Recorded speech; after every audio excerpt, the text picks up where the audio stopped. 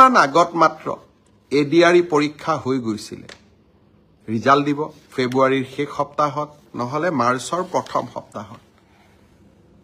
শিক্ষক নিযুক্তিৰ প্ৰক্ৰিয়া চলি আছে 5500 শিক্ষক নিযুক্তিৰ প্ৰক্ৰিয়া চলি আছে কিন্তু মই থমকি ৰোৱা নাই 5500 নিযুক্তিৰ প্ৰক্ৰিয়া চলি থকাৰ সময়তে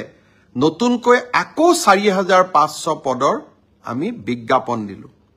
এটা এডিআৰই পৰীক্ষাৰ ফলাফল দিম আৰু লগে লগে নতুন পদৰো আমি বিজ্ঞাপন মুকলি কৰি দিম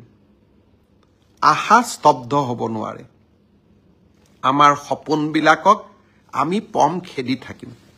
আৰু যিসকলে চৰকাৰী কৰ্মসংস্থাপন নাপাব তেওঁলোকৰ কাৰণে মুখ্যমন্ত্ৰীৰ আত্মনিৰ্ভৰ অসম সেমি কণ্ডাক্টৰৰ দৰে অজস্ৰ উদ্যোগ আমি সকলোৰে বাবে এখন সপোনৰ অসম ভূমি আমি নিৰ্মাণ কৰিম নতুন বছৰৰ আৰম্ভণিতে অলপ আশাৰ কথা কৈছো অসমত নিৰাশাৰ কথা কোৱা মানুহ বহুত আছে তেওঁলোকৰ পৰা অলপ ব্যতিক্ৰমত গৈ মই সদায় আশাৰ বাণী মানুহৰ মাজত বিতৰণ কৰিব খোজো কোনোবাই কৈছে ফ্লাইঅভাৰ বনালে কি হ'ব যদি ফ্লাইঅভাৰ বনালে একোৱেই নহয় তেতিয়ালে মুম্বাইত কিয় ফ্লাইঅভাৰ হৈ আছে দিল্লীত কিয় ফ্লাইঅভাৰ হৈ আছে ফ্লাইঅভাৰ এখন হোৱাৰ পিছত সানমাৰীৰ পৰা গণেশগুৰিলৈ কিমান সোনকালে আহিব পাৰো আজি ফ্লাইঅভাৰ এখন হোৱাৰ পিছত আমি বিমানকোঠলৈ যাওঁতে আমাক কিমান সময় লাগে আৰু ফ্লাইঅভাৰখন হোৱাৰ কাৰণে মালিগাঁও চাৰিআলিৰ যান জঁটৰ পৰা ৰাইজ মুক্ত হোৱা নাই নেকি আৰু ফ্লাইঅভাৰ অকল গুৱাহাটীতে বনা নাই তেজপুৰৰ মিছন চাৰিআলিৰ পৰা লখিমপুৰৰ পৰা ডিব্ৰুগড়ৰ পৰা যোৰহাটৰ পৰা ডিফুলৈ এখন নতুন অসম যিসকলে কল্পনাও কৰা নাছিল যে কৰি দিব পাৰিব জানো আমি কৰি দেখুৱাইছো আৰু তাৰ কাৰণে তেওঁলোক আজি হতাশাত আবদ্ধ জুলাই মাহত গুৱাহাটীৰ বিমানকোঠৰ নতুন টাৰ্মিনেল মুকলি হ'ব আৰু এই টাৰ্মিনেল ভাৰতৰ ভিতৰতে ধুনীয়া টাৰ্মিনেল হ'ব গুৱাহাটী উত্তৰ গুৱাহাটীৰ দলং শুভ উদ্বোধন হ'ব আৰু তাৰ লগতে মৰিগাঁও দলঙৰ মাজত দলং হ'ব কাজিৰঙাত এলিভেটেড কৰিডৰ হ'ব গহপুৰ নুমলীগড়ৰ মাজত সুৰংগ হ'ব আৰু শিলচৰ আৰু গুৱাহাটীৰ মাজত এক্সপ্ৰেছ হাইৱে হ'ব আৰু এই গোটেইবোৰ কাম আমি কৰি দেখুৱাম আপোনালোকে মাত্ৰ আমাক সহায় কৰিব শ্ৰদ্ধাৰ ৰাইজ ৰাস্তাৰ কথা পাতিছিলো ৰাস্তাৰ কথা পাতি থাকোতে মোৰ মনত এটা নতুন আইডিয়া আহে ৰাস্তাত যে আমি গাঁতবিলাক দেখা পাওঁ এই গাঁতবিলাক যদি আপোনালোকে ফটো মাৰি এটা এপত দিয়ে পিডব্লিউডি ডিপাৰ্টমেণ্টে সেই এপটো চাই আৰু লগে লগে গাঁতবোৰ মাৰি দিয়ে কিমান ধুনীয়া লাগিব তেনেকুৱা এটা আমি এপ খুলিব পাৰো নেকি সমগ্ৰ ৰাজ্যখনত নহলেও গুৱাহাটী তেজপুৰ যোৰহাট ডিব্ৰুগড় শিলচৰ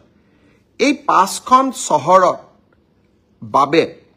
আৰম্ভণি পৰ্যায়ত আমি এটা এপ খুলিম যতে ৰাস্তা গাঁত দেখিছো আপোনালোকে তাৰ পৰাই ফটো তুলিব আৰু আপোনালোকে তাতেই সেই জায়গাটোৰ সংকেত দিব যাক আমি লেটিটিউড বুলি কওঁ বা আমি তাৰ জিঅ' ফেন্সিং বুলি কওঁ সেই জায়গাখিনিৰ জিঅ' ফেন্সিং কৰি দিয়াৰ লগে লগে পিডব্লিউ ডিপাৰ্টমেণ্টে এপটোত গম পাব অমুক জায়গাত ৰাস্তাৰ গাঁত হৈছে আৰু দুদিনৰ ভিতৰতে গৈ গাঁতটো মাৰি দিব ভাল নালাগিব জানো নতুন অসম মই আজি ৰাতিপুৱা আমাৰ বিষয়াসকলক কৈছো লাহে লাহে গোটেই অসমত কৰি কিন্তু পাঁচখন চহৰৰ বাবে এটা এপ মুকলি কৰক যাতে যতেই ৰাস্তাত গাঁত দেখিব তাতে ৰাইজে ফটো তুলিব ৰাইজে লোক নিৰ্মাণ বিভাগক দিব আৰু লগে লগে গাঁতবোৰ গৈ আমি ধুনীয়াকৈ পথহলবিলাক নোহোৱা কৰি দিম মই ভাবো যে অহা বছৰ এপ্ৰিল মে মাহৰ মই 2 মাহ তেওঁলোকক সময় দিছো সুন্দৰ কৰি এপটো বনাই দিয়ক আৰু এদিন আমি সকলোৱে লগ হৈ এই এপটো লঞ্চ কৰিম শ্ৰদ্ধাৰ অসমবাসী ৰাইজ ৰাস্তাৰ কথা উলাওতে মনলৈ ৰোড এক্সিডেন্টৰ কথা মনলৈ আহে যোৱা বছৰ 1/1/2024 পৰা 10/1/2024 পথ দুৰ্ঘটনাত 92 জন লোকৰ মৃত্যু হৈছিল। এইবাৰ মই ৰাইজক আবেদন কৰিছিলোঁ, এজন যুৱকৰ মৃত্যুৱে, এজন পিতৃৰ মৃত্যুৱে গোটেই ঘৰখনলৈ দুখৰ ধুমুহা কঢ়িয়াই লৈ আনে। এই বছৰ আমি চেষ্টা কৰিছিলোঁ ৰোড এক্সিডেণ্টত মৃত্যু হোৱা লোকৰ সংখ্যা কমক। আৰু মই আজি আপোনালোকক জনাব খুজিছোঁ যে 1/1/2024 পৰা 10 তাৰিখলৈকে, অৰ্থাৎ 1 জানুৱাৰীৰ পৰা 10 তাৰিখলৈকে 24 চনত যোৱা বছৰ 92 জন লোকৰ মৃত্যু হৈছিল। আৰু যোৱা 10টা দিনত 2025ত মৃত্যুৰ সংখ্যা 76লৈ কমিছে। কিন্তু মই ভাবোঁ এজন লোকৰো মৃত্যু হ'ব নালাগে। অনুগ্ৰহ কৰি মদ খাই কোনেও গাড়ী নচলাব।